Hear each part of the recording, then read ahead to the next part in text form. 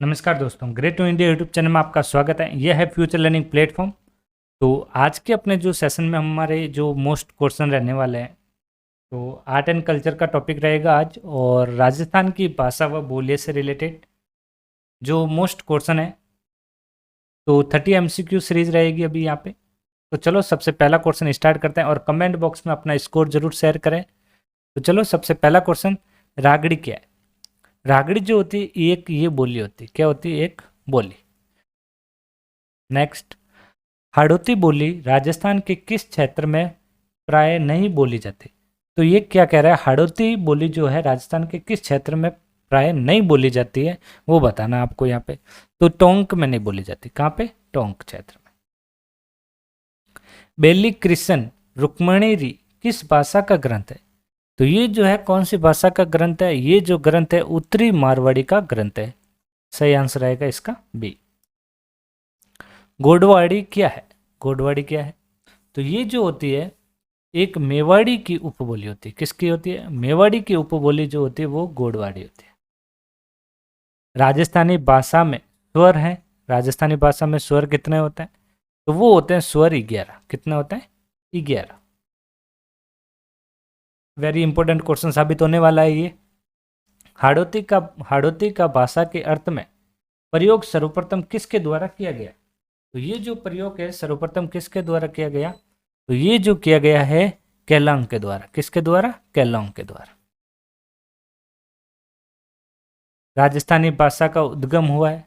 तो राजस्थानी भाषा का जो उद्गम हुआ है वो हुआ है अपभ्रंश भाषा से। सही आंसर बी। किस लिपि का विकास सिद्धमार्तका की कुटिल लिपि से उद्भूत नागरिकी लिपि से हुआ है? तो कमेंट बॉक्स में इसका जरूर आंसर बताइए आप दोस्तों। तो ये जो है देवनागरी लिपि से। किसे? देवनागरी लिपि। देवनागरी लिपि किस सदी तक पूर्ण रूप से परिपक्व हुई? तो देवनागरी लिपि जो है किस सदी तक पूर्ण रूप से परिपक्व हुई थी? तो ये कौन सी सदी थी? ये थी 10वीं सदी। कौन सी सदी थी? 10वीं। राजस्थान की अमूल्य साहित्यिक धरोहर वांतारी फुलवारी कितने खंडों में उपलब्ध है? वांतारी फुलवारी जो है कितने खंडों में उपलब्ध है? वेरी इंपॉर्टेंट, और कई बार एग्जाम में ये पूछा गया क्वेश्चन है। तो इसका जो सही आंसर रहेगा सी रहेगा 12। राजस्थान के किस जिले में ब्रज भाषा का प्रयोग होता है? ब्रज भाषा का जो प्रयोग होता है राजस्थान में ये होता है भरतपुर में। कहाँ पे? भरतपुर में। निम्नलिखित में से कौन सी मारवाड़ी की उपबोली नहीं है? मारवाड़ी की जो उपबोली नहीं है वो बताना है, वो है नागरचोल। कौन सी भाषा है? नागरचोल जो है मारवाड़ की उपभाषा बोली नहीं है। और जो होती कौन कौन सी है? जोधपुरी, थली और बीकानेरी उपबोली होती है। मेवाड़ी, ढूंढाड़ी एवं हाड़ौती का मिश्रण है। इन तीनों का जो मिश्रण होता है वो है खेराड़ी। कौन सा है? खेराड़ी। पिंगल शैली प्रचलित रही है। पिंगल शैली जो है प्रचलित रही है कहाँ से? ये पूर्वी राजस्थान में। कहाँ पे? पूर्वी राजस्थान में। राजस्थानी भाषा का शब्दकोश किसने तैयार किया था? वेरी इंपॉर्टेंट क्वेश्चन है, कई बार एग्जाम में पूछा गया है। राजस्थानी भाषा का शब्दकोश किसने तैयार किया था? ये जो तैयार किया था सीताराम लालस ने। किसने? सीताराम लालस ने।